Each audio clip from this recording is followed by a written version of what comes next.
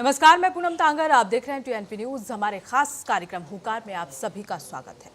Digital क्रांति ने हमारे हाथों में दुनिया तो थमा दी, लेकिन इसी इंटरनेट के अंधेरे कोनों में डिजिटल दरिंदे घात लगाकर बैठे हैं।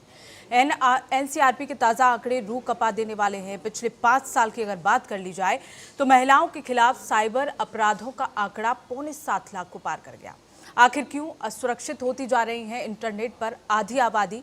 ऐसे तमाम सवालों के जवाब जानने की कोशिश करेंगे, लेकिन उससे पहले देखिए हमारी ये खास रिपोर्ट।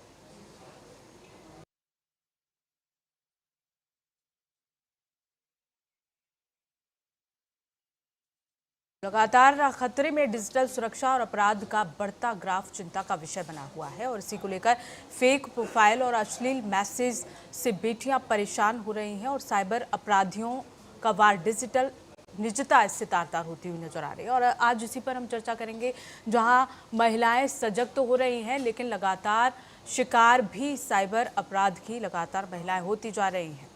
और हमारे साथ इसी पर चर्चा करने के लिए लगातार कुछ मेहमान जुड़ गए हैं। वेदभूषण रिटायर्ड एसीपी हैं, अनुराग सिंह अधिवक्ता हैं, प्राची कौशिक सामाजिक कार्यकर्ता हमारे साथ जुड़ गई हैं। आप तीनों का ही बहुत बहुत स्वागत है सर हमारे साथ जुड़ने के लिए और चर्चा करने के लिए। सबसे पहले मैं वेदभूषण जी आपके पास आना चाहूँगी, क्योंकि जिस तरह से कागज़ों पर कानून बहुत सख्त बना दिए जाते हैं, लेकिन जब एक पीड़ित महिला थाने पहुंचती है तो कैसे इन डिजिटल दरिंदों से निपटा जाए। और क्योंकि हालांकि कई महिलाएं ये भी संकोच करती हैं थाने जाने से कि अगर हम गए तो हमारी बदनामी होगी, इस तरह भी लगातार संकोच करती हुई महिलाएं नजर आती हैं। कैसे इनसे निपटा जाए? देखिए, ये सबसे बड़ा सवाल इसके अंदर ये है कि अज्ञानता सबसे बड़ा शत्रु होता है।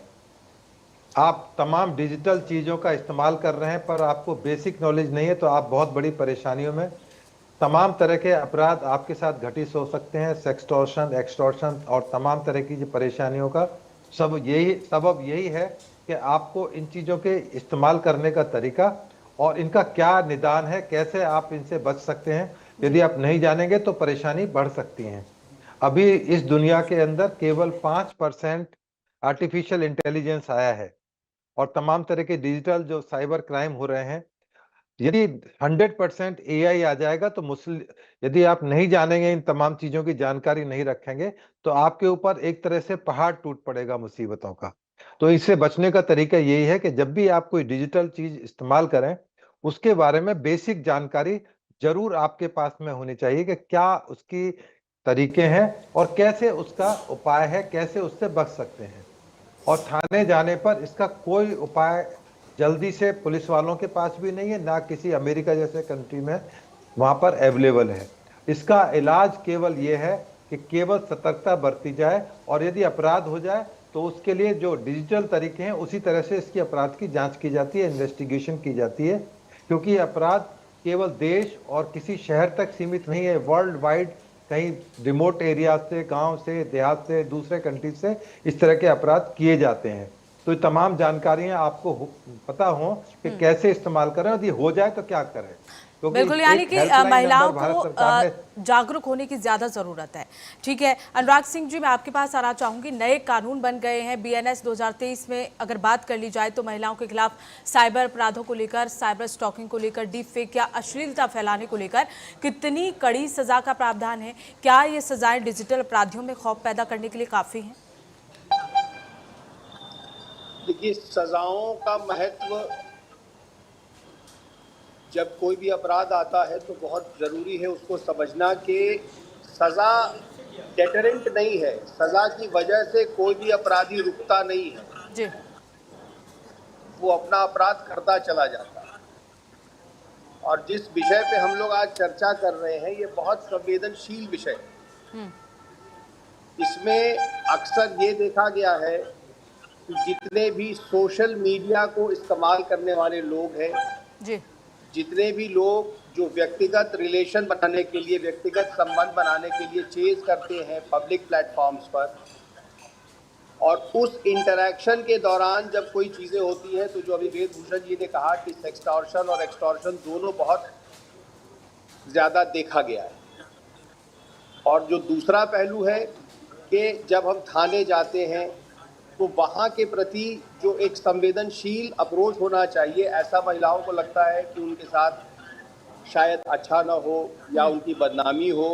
लेकिन इस पर मैं कहना चाहूँगा कि दिल्ली में या बहुत से शहरों में इस प्रकार की व्यवस्था है जहाँ पुलिस वाले आम तौर पर बहुत ज़्यादा कोऑपरेट करते हैं, और जो भी दर्शक अभी देख रहे हैं, ख़ास तौर पे महिलाएं, जी वो बहुत सावधानी से जा करके अपने बात को शेयर करें, और उसके बाद जो भी कार्रवाई होगी उसमें पुलिस उसमें काफ़ी सहायक होती है।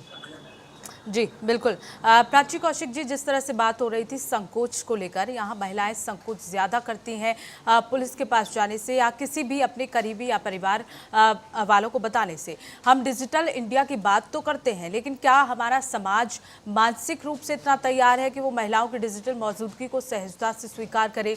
आज भी ऑनलाइन उत्पीड़न होता है तो दोष महिला के चरित्र पर ही क्यों मढ़ा जाता है? जी देखिए, इसके महिलाओं स्ट्रीट पे तो अपने आप को असुरक्षित महसूस कर रही है, स्क्रीन पर भी कर रही है। महिला अगर कोई ऐसा गलत होता है जो किसी के साथ रिश्ते में है, तो कई तरह के उनके साथ अपराध हो रहे हैं। एक्सटॉर्शन तो एक है फोन रिवेंज। ये आपके बेडरूम के फोटो हैं, जब जी आपकी सहमति नहीं रहती है, बात बिगड़ जाती है, तो दूसरा पार्टनर उन फोटो को सोशल मीडिया पे डाल देता है उसकी न्यूज खराब करने के लिए। फेक आईडी बना देता है, आप ही के आईडी से लोगों को कॉन्टैक्ट किया जा रहा है और अश्लील बातें की जा रही है। तो ये तमाम तरह के गाली गलौज, एक्सटॉर्शन, सेक्स, डीप फेक, ये सब जो महिलाएं हैं, इस तरह के अपराध बढ़े हैं 2025 में, ये बहुत ग्राफ ऊपर गया है। तो उसके कई सारे कारण हैं कि बहुत सारी महिलाएं तो रिपोर्ट भी नहीं करती हैं कि आपने जैसा कहा स्टिग्मा है जी कि हम अगर रिपोर्ट करेंगे तो परिवार हमें बाहर नहीं जाने देंगे, फोन ले लिया जाएगा या हमारी बदनामी होगी, और इसी का फायदा उठाते हैं क्रिमिनल, साइबर क्रिमिनल, कि उनको उस पेज पे, उस फोटो की इमेज में या उनके पास जो जानकारी है वो आपसे पैसे लेता है, फिर आपका आगे और सोचने लगता है, और ये एक चेन बन जाती है, खत्म नहीं होती, और बहुत सी महिलाएं सुसाइड पे अटेम्प्ट कर लेती हैं। तो ये एक विशियस साइकिल बन गई है कि हमारा जो डिजिटल एनवायरनमेंट है वो डिजिटल डिजास्टर बन रहा है। यूरोप देश जैसे देश में, यूरोप में 50% महिलाएं इस तरह की शिकायतें करती हैं। तो जी भारत को इससे एक चेतावनी देनी चाहिए कि जब यूरोप देश जैसे देश में हो रही है, जहाँ बहुत अवेयरनेस है, डिजिटल एम्पावरमेंट है, और वहाँ भी महिलाएं इससे परेशान हैं, भारत को एक ऐसी पॉलिसी सेट करनी चाहिए कि सिर्फ एक क्राइम रिपोर्टिंग एक सेल बनाने से कुछ नहीं होगा।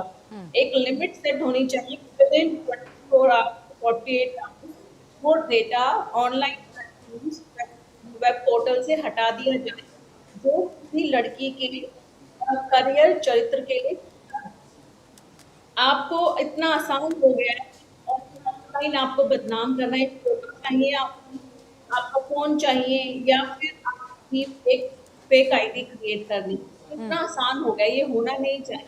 जी इसके लिए सोशल मीडिया प्लेटफॉर्म भी रिस्पॉन्सिबल है कि उन्होंने बिना किसी चेक एंड बैलेंस के इस तरह की जो घटनाएं हैं उसकी कोई भी विजिलेंस नहीं है, कोई भी एक मॉनिटरिंग नहीं है, कोई किसी तरीके से भी, इनफैक्ट अश्लीलता फैलाने में सोशल मीडिया एक बड़ा रोल प्ले करता है। बिल्कुल, इसमें सोशल मीडिया एक बड़ा रोल प्ले करता है, साथ ही साथ यहाँ लोगों को भी जागरूक होने की बहुत ज़्यादा ज़रूरत है।